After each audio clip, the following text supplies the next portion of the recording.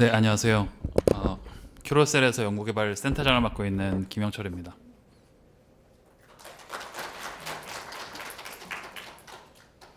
네, 뭐 이렇게 거창한 제목이긴 하지만 어쨌든 오늘은 그냥 간단하게 저희 안발셀과 어떻게 그 프로바이오에서 그 렌티바이러스 벡터를 이제 제공을 해주셨는데 어떻게 LV 렌티바이러스 벡터에 대해서 어떤 부분을 허가 사항으로 이제 냈는지 이런 거에 대해서 좀 설명을 드리려고 합니다.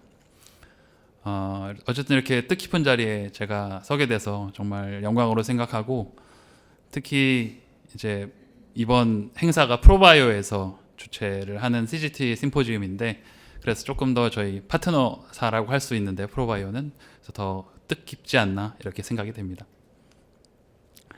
그래서 이렇게 안발셀 상업화랑 그 저희가 이제 최근에 카티 허가받은 제품의 INN이 안발셀이고요. 안발카타진 오톨루셀이고, 그 다음에 제품 브랜드명은 림카토주입니다. 그래서 그것에 대해서 좀 설명을 드릴 거고요.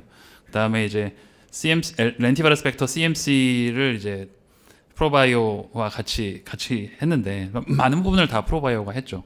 그래서 원래는 그 뒤쪽을 이제 LVV 쪽을 많이 해야 되지 않나 이렇게 생각을 했었다가, 그래도 이제 안발셀에 대해 설명을 또 안 드릴 수는 없어서 좀 드리고자 합니다. 근데 지금 앞에서 주문경 부부장님이 말씀을 많이 하셨기 때문에 정말 다행이다 생각하고 있습니다. 안발셀을 안 넣었으면 거의 뭐 LVV에 대해서는 다 겹치는 내용이라 별로 뭐 말씀드릴 게 없지 않았나 이런 생각이 드네요.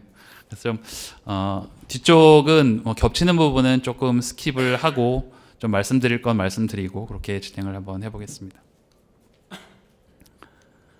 다 아시다시피 이제 카티는 뭐 T셀에다가 카라는 유전자, 카이메릭 안티젠 리셉터라는 유전자를 도입을 시켜서 원래 T셀의 타겟이 아니었던 그런 표적 세포를 이제 타겟팅을 할 수 있게 만든 치료제입니다.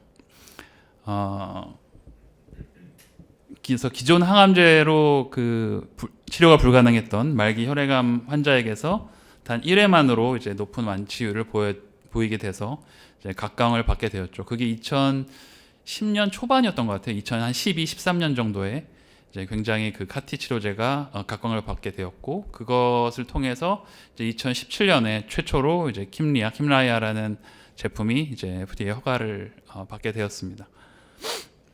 그래서 그 이후로 이제 많은 제품들이 나왔고, 저희도 이제 저희 회사가 2016년 12월에 처음에 법인이 등기가 됐고, 본격적으로 개발을 한 건 2017년 말 정도부터 개발을 해서 약 한 9년 정도 걸린 것 같습니다. 허가까지.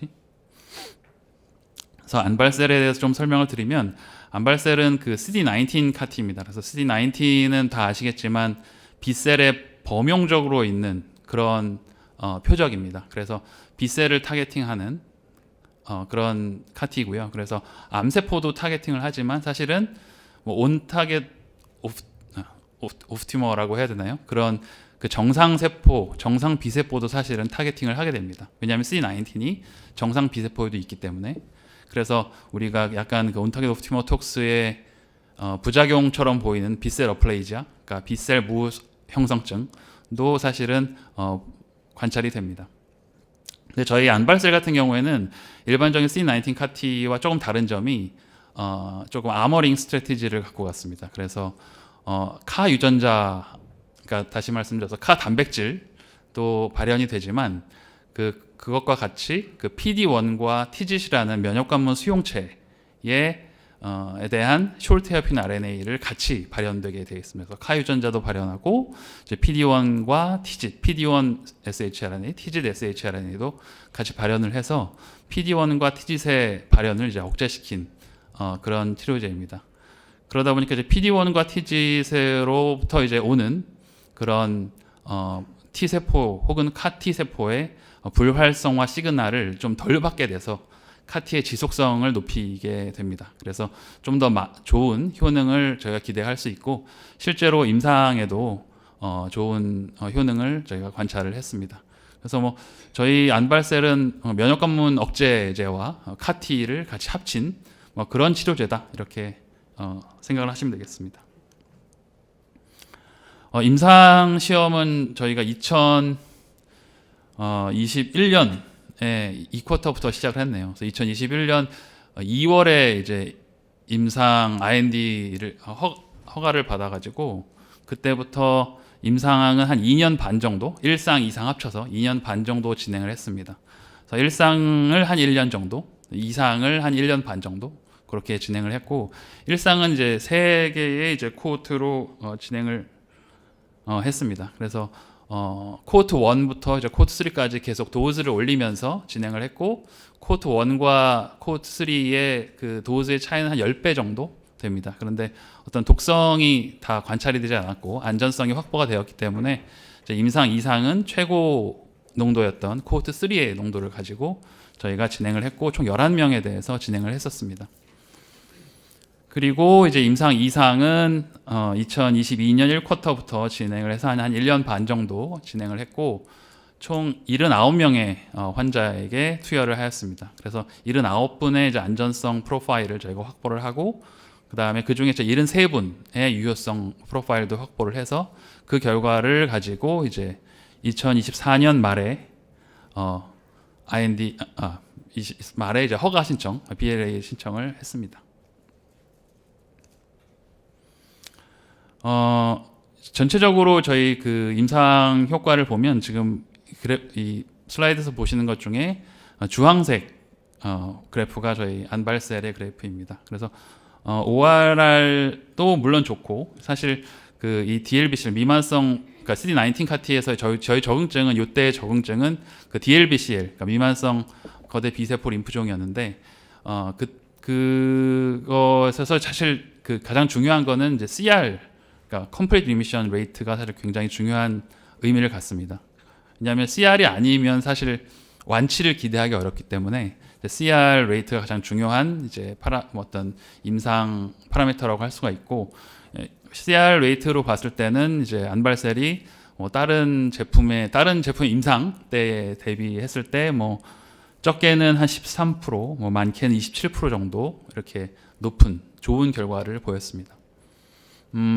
안전성 측면에서도 보통 이제 유효성이 높으면 안전성은 좀 나쁠 수도 있지 않나 이렇게 생각을 할 수 있는데, 그렇지 않고 아마 그레이드 3, 그러니까 중증 CRS나 중증 아이캔스의 비율도 다른 제품보다 굉장히 낮은, 그래서 유효성도 좋고 안전성도 좋은 이제 그런 프로파일을 보였습니다. 그래서 저희가 그 최근에 4월 29일 날 이제 벌써 석 달이 되었네요. 석 달이 됐는데 안발셀의 상업 브랜드로 이제 국내 1호 차세대 카티 치료제 림카토주로 저희가 허가를 받았습니다.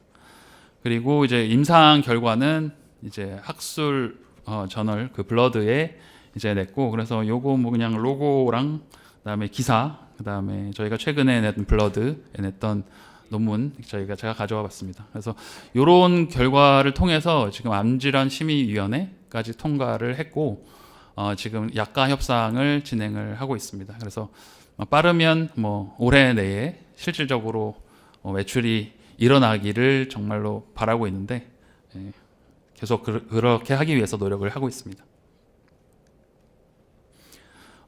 저희 상업 생산 시설을 저희가 아주 그 안발셀 처음 개발하기 초기부터 준비를 했었습니다. 그래서 과감한, 지금 돌이켜 생각하면 과감한 투자였다고 생각합니다. 이렇게 사실 저희가 열심히 하긴 했지만 초기에 그렇게 투자를 하는 게 쉽지 않았는데 어쨌든 잘 돼서 정말 다행으로 생각합니다. 안 됐으면 저 건물 어떻게 했을까, 이제 이런 걱정도 좀 지금 돌이켜 생각해 보면 되긴 하는데, 그래서 지금 상업 건물은 대전에 있습니다. 대전에 있고 사진에서 보는 게 이제 두 개의 건물이 있는데, 이 두 개의 건물이 있는데 뒤에 이 건물이 이제 GMP 생산 건물입니다. 그래서 앞에 건물은 연구소, 연구개발센터와 이제 본사가 사용을 하고 있고, 뒤쪽 건물이 GMP 건물입니다. 그래서 총 5층으로 되어 있는데 실제로 2층에서 카티를 생산을 하고 있습니다. 네, 그리고 총 캐파는 1년에 한 700배치 정도 생각을 하고 있습니다. 그래서 저희가 앞뒤로 이렇게 건물이 돼 있어가지고 연구개발센터와 이제 실제 GMP에서 어떤 트러블 슈팅이라든지 아니면 기술 이전이라든지 이런 것들을 서로 긴밀하게 할 수 있는 그런 장점이 있습니다.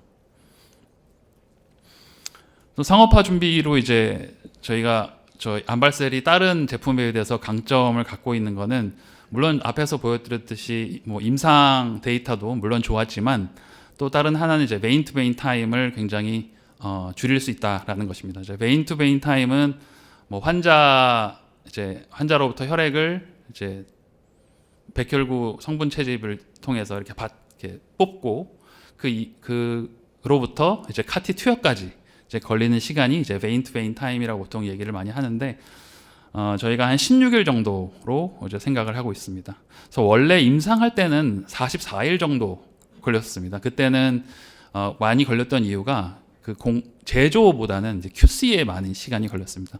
그래서 QC에서 뭐 무균 시험이라든지 아니면 외래성 바이러스 부정 시험이라든지 이런 것들을 다 배양법으로 진행을 하다 보니까 이제 한 달이 풀리 걸렸던 거죠. 그래서 그런 것들을 저희가 신속법으로 무균 시험도 바꾸고 이제 다른 시험들도 바꾸고 또 일부 시험들은 이제 축적된 데이터를 통해서 면제도 받고 그래서 지금 현재는 이제 일주일에 이제 QC를 할 수가 있게 됩니다. 그래서 제조 일주일, QC 일주일 그리고 이제 저희가 그 운송하는데 양쪽 하루 정도 해서 총 메인 투 메인 타임을 16일 정도로 할 수 있을 것으로 이렇게 생각을 하고 있습니다. 이제 이런 것들이 이제 타 제품에 대해서 이제 국내 카티다 보니까 이제 강점을 가질 거라 이렇게 생각을 하고 있고요. 그리고 이제 또 하나가 저희가 만든 게 이제 큐로 링크라는 시스템입니다. 그래서 각 병원에 이제 그 어떤 시스템, 그러니까 웹상에 있는 시스템인데요. 그래서 병원에서 바로 이제 필요하실 때 이제 카티 생산 요청을 하실 수가 있고 이제 그것들을 저희가 정보를 받아서 바로 이제 생산 슬롯을 잡고 이제 생산 계획을 바로 세울 수가 있고 그리고 이제 다 그것도 이제 운송에 관련돼서도 모두가 모든 이제 일정들이 이제 세팅이 될 수 있도록 저희가 개발한 그래서 시스템이고 이런 것들을 다 이제 병원에 같이 인스톨을 해서 이런 큐로 링크를 통해서 이제 빨리 이제 생산을 할 수 있도록 그렇게 시스템을 갖춘 상태입니다. 적응점 확장에 대해서 조금 설명을 드리고자 합니다. 그래서 저희 이번에 허가를 받은 거는 그 DLBCL, 그러니까 미만성 거대 비세포 림프종의 3차 치료제로 받았습니다. 그래서 1차는 아시다시피 알찹이라는 그 표준 치료가 있고, 그다음에 2차는 보통 1차에서 듣지 않으신 분들이 또 다른 타입의 어떤 케미칼들을 고용량으로 보통 받으시는 게 보통 2차 치료가 됩니다. 이제 그 경우에는 이제 고용량의 케미칼을 받으시기 때문에 그 본메로우나 이런 데에 또 어떤 타격이 있을 수 있으니까 미리 이제 자가 조혈 모세포를 모아 놓으셨다가 이제 그 케미칼 투여 이후에 이제 자가 조혈 모세포 이식을 보통 하시게 됩니다. 그래서 그렇게 1차, 2차에서도 이제 잘 낫지 않는 경우에 이제 카티를 맞게 되는 그렇게 지금 되어 있는데 이제 세계적으로 볼 때는 이제 패러다임이 다 2차 치료제로 변화가 진행 중입니다. 그래서 그 이유는 이제 2차로 가면 조금 더 높은 완치율을 기대할 수가 있기 때문이죠. 일단 병도 많이 진행을 하지가 않았고 또 하나의 또 커다란 이유는 그 케미칼을 이제 2번이나 치료를 받다 보니까 저희가 카티의 세포의 원료로 쓰는 T세포의 어떤 상태나 이런 것들이 건강성이라고 해야 되나요? 그런 것들이 이제 1차, 2차 치료를 거쳐오면서 굉장히 나빠지게 되는데 2차 치료를 올리게 되면 좀 더 좋은 퀄리티의 이제 효능이 좋은 카티를 만들 수가 있기 때문에 이제 2차 치료제로 전부 다 좀 앞쪽으로 당기려는 그런 노력들을 많이 하고 있습니다. 그래서 저희도 이제 이와 발맞춰서 이런 노력들을 하고 있고 그래서 2차 치료제로 이제 시장성 확대에도 저희가 도모를 할 수가 있고 이제 나아가서는 조금 2차 치료제로서의 임상시험, 그러니까 3상 임상시험입니다. 3상 임상시험은 해외로도 좀 같이 해보자 이런 계획을 갖고 그런 가능성을 지금 타진을 하고 있습니다. 또 하나는 이제 성인 백혈병 ALL 성인 급성 림프 모구성 백혈병인데요. 이제 성인 ALL은 한 300명, 1년에 300명 정도 신규 진단된 희귀 질환인데 이제 불응되는 경우에는 굉장히 좀 예후가 좋지 않은 그런 병이라고 할 수가 있습니다.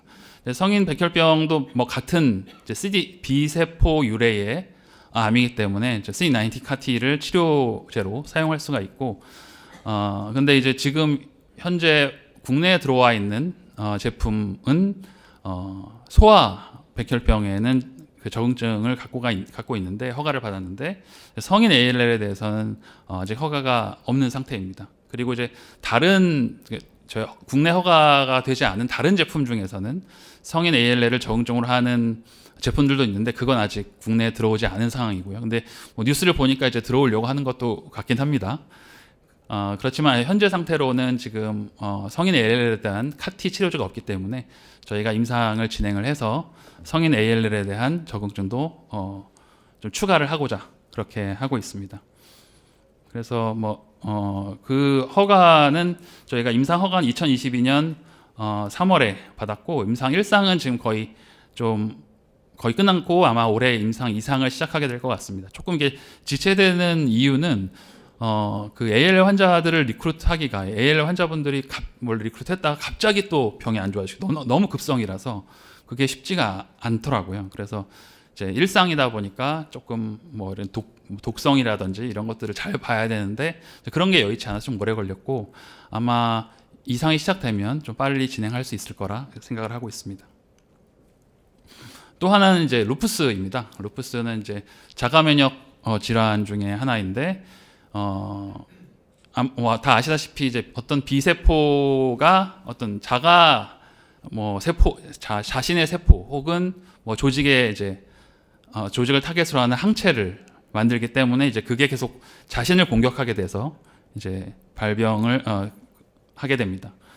그래서 루푸스도 아까도 말씀을 드렸듯이 CD19 CAR-T는 CD19이라는 범용 항원을 B셀의 범용 항원을 타겟을 하고 있기 때문에 그런 자가 항체를 내는 그런 B세포도 사실 죽일 수가 있습니다. 그래서 이 CD19 CAR-T를 투여를 하면 전체적으로 그 환자의 B셀의 라이브러리가 바뀐다고 그래야 되나요? B셀의 레퍼토가 바뀌어서 그 와중에 이제 B셀 그 자가 항체를 내던 그 B셀 리니지도 없어지기 때문에 이제 궁극적인 치료가 되는 거죠.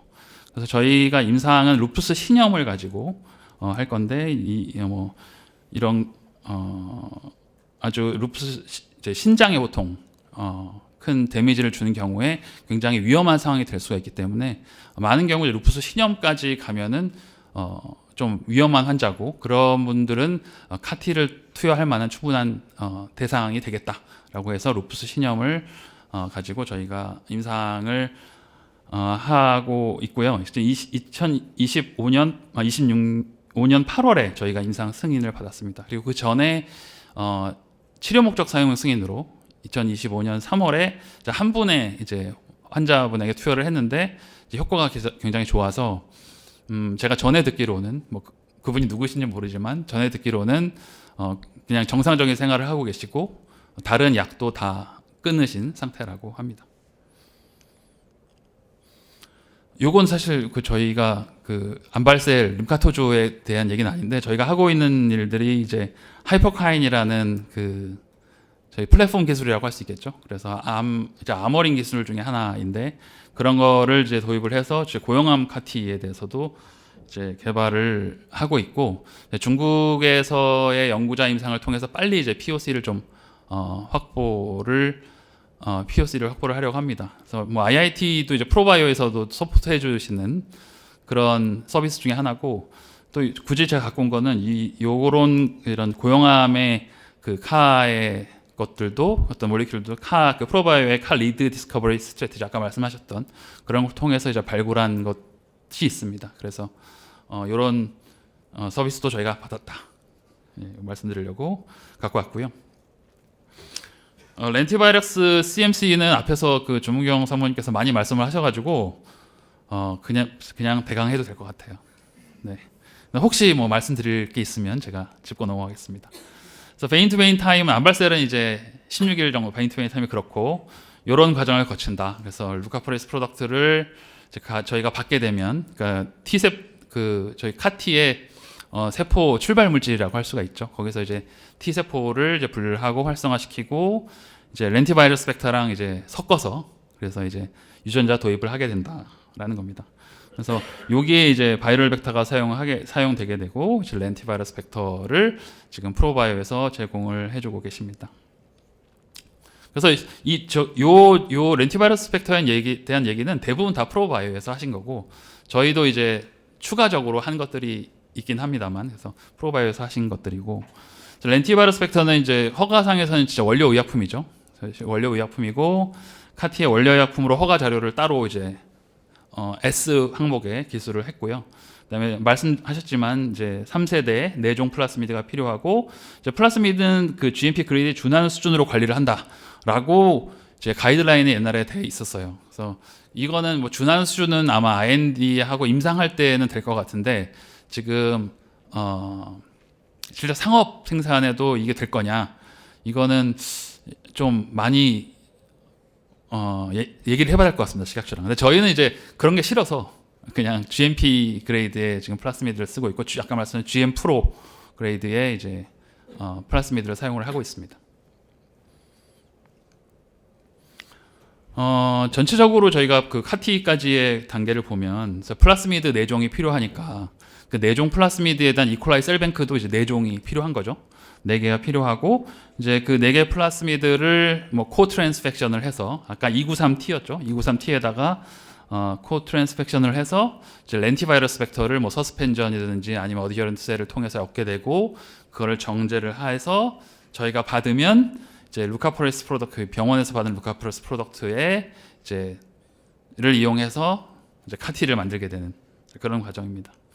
그래서 저희가 하는 부분은 사실 이렇게 긴 과정에서 보면 이 뒷부분인 거고 이 앞부분은 사실 프로바이오에서 이제 수행이 됐다라고 볼 수가 있고 저희가 그 아까 말씀드렸듯이 그 PD1 티짓을 낙다운 그 다운 레귤레이션 하는 그 컨스트럭트는 저희가 개발을 했었기 때문에 그 컨스트럭트를 넘겨서 이제 셀뱅크도 구축을 하고 이제 플라스미드도 생산을 하고 이렇게 진행이 되었습니다. 그래서 요거는 그냥 뭐 스킵해도 될 것 같아요. 그래서 4종 플라스미드에 대한 뭐 특성 분석이나 유전적 안정성을 다 봤다라는 것이고, 그래서 프라이머리 셀뱅크, 그러니까 마스터 셀뱅크 만들기 전에 이제 프라이머리 셀뱅크에서도 사실 많은 그러니까 프로바이오에서 이루어진 것들에 대해서는 전부 다 제조나 특성이나 안정성이나 이런 것들을 다 제출을 하였습니다. 이제 마스터 셀뱅크 같은 경우에는 타 미생물 오염, 혹시 뭐 이콜라이 말고 다른 것들이 있는지에 대한 그런 시험들을 조금 더 강화해서 제출을 하였습니다. 그리고 플라스미드 제조도 뭐 앞에서 말씀을 많이 하셔가지고 저는 이제 여기 크로마토그래피 등이라고만 썼는데 저는 이제 한 단계는 아니었고 세 단계죠. 네, 세 단계였는데 이제 혹시나 이제 오픈하면 안 될 것 같아서 그냥 이렇게 크로마토그래피 등이라고 썼더니 앞에서 다 말씀하셔가지고. 네. 그래서 아까 말씀하셨던 그 젤 필트레이션, 그다음에 어피니티 컬럼, 그다음에 NI 익스체인지를 다 하게 되고, 그다음에 플라스미드 출하 시험은 무균, 뭐 엔도톡신, 시퀀스, 뭐 이런 확인력, 뭐 함량, 순도 이런 것들을 다 보게 되고 이제 초나선 수보코일 폼도 이제 보고요. 근데 이 과정은 이제 프로바이오의 공정은 아닙니다. 저희가 그냥 갖고 온 거고. 그래서 플랫폼 제조 공정을 공정 특성화 연구. 그러니까 원래 이제 프로바이오에서 갖고 계시던 렌티바이러스 벡터 생산 공정이 있었어요. 공정이 있는데 저희 제품 스페시픽하게 이제 공정을 조금 특성화 연구를 해서 전체적으로 아까 말씀드렸던 뭐 PAR도 구하고 NOR 뭐 이런 것들을 다 이제 공정 특성화 프로세스 캐릭터라이제이션 연구를 저희 수행을 했었습니다. 그래서 트랜스펙션 단계에서 주요 공정이 저희는 트랜스펙션 단계랑 이제 크로마토그래피 단계라고 생각을 할 수가 있겠는데, 그래서 뭐 CPP가 무엇인지, 그다음에 KPP, 그러니까 실질적으로 생산성에 영향을 주는 요인들이 어떤 것인지 이런 것들은 저희가 기존에 좀 연구를 했었고 그런 걸 또 같이 이제 프로바이오와 같이 확인을 해봐서 실제로 프로바이오에서도 잘 구현이 되는지 같이 연구를 했었고, 크로마토그래피 공정도 이제 아까 QBD 말씀하셨는데 QBD 연구를 해서 어떤 파라미터가 실질적으로 중요한지 이런 연구를 다 수행을 했었습니다. 렌티바이러스 벡터 생산 세포주 이제 세포운행 특성 분석, 아까 세포운행 특성 분석은 이제 당연히 다 했고요. 그래서 293 T 세포주를 사용했는데 아까 말씀하셨던 그 프로바이오에서 갖고 계시는 자체적인 호스셀, 그러니까 패키징 셀 라인을 이용을 하였습니다. 그래서 이게 뭐 혹시 뭐 라이센스 문제나 이런 것들은 이제 없었고요. 그래서 진행을 하였고, 그다음에 세포은행 제조와 특성 분석과 안정성 시험 자료를 제출을 하였습니다. 그래서 이런 여러 가지 바이러스 부정 시험들을 많이 수행을 했고, 이제 안정성에서는 그 렌티바이러스 벡터 패키징 커패시티, 그러니까 계속 시간이 지나면서 렌티바이러스 벡터가 만들어진 효율이 혹시 떨어지진 않는지 이런 자료도 저희가 안정성 항목에 넣어서 제출을 하였습니다. 그리고 프로세스 캐릭터라이제이션 연구 진행을 했는데 QBD를 기반으로 이제 전체 과정에서 CQA가 무엇인지, CPP가 무엇인지 이런 것들에 대한 자료를 냈고, 총 한 20여 개의 이제 중요 공정 인자를 도출해서 관리를 하였습니다. 그래서 QTPP, 그다음에 퀄리티 어트리뷰트, 그다음에 리스크 어세스먼트를 통해서 어떤 게 CQA인지 확인을 했었고, 그 CQA에 영향을 주는 그런 프로세스 파라미터들이 무엇인지를 일단 위험성 평가를 통해서, 아까 요 단계에서는 주로 이제 리스크 어세스먼트를 뭐 아까 FMEA도 쓰고 RRM도 쓰고 하는데, 그래서 그런 리스크 어세스먼트를 통해서 이제 CQA와 CPP를 선정해서 이것에 관한 자료도 제출을 하였습니다. 공정이 저희가 긴 여정을 거쳐오다 보니까 공정 변경이 조금씩 있었어요. 그 렌티바이러스 벡터에서도 이제 하나는 이제 크게 두 가지를 말씀드릴 수가 있는데, 하나는 이제 공정 특성화 연구. 아까도 말씀드렸지만 프로바이오 자체에 렌티바이러스 벡터 생산 공정이 있었고, 그게 실제로 우리 그 안발셀을 제조하는데 사용되는 렌티바이러스 벡터에 대해서 특이적으로 이제 어떻게 적용이 되는지, 그리고 범위는 어떻게 관리해야 되는지 이런 것들을 연구를 했습니다. 그러다 보니까 이제 그 레인지도 조금 달라지고, 근데 달라지는 게 대부분 다 좁아지는 거여서 원래 공정 범위보다 좁아지는 거여서 이제 큰 문제가 없었죠. 그래서 어쨌든 그런 것 때문에 이제 최적화 공정으로 바꾸는 과정에서 하나의 이제 공정 변경이 있었고, 그다음에 상업 공정은 이제 제조소 변경이 이제 렌티바이러스 벡터, 그러니까 그 프로바이오 내에서도 있었는데, 그 젠장에 있는 제조소가 바뀐 건 아니고, 젠장 제조소 내에서 빌딩이 이제 원래 이제 상업화 공정 그 빌딩이 하나 생기면서 건물을 이제 제조소가 있는 건물을 바뀌게 되면서 또 한 번 이제 변경이 있었습니다.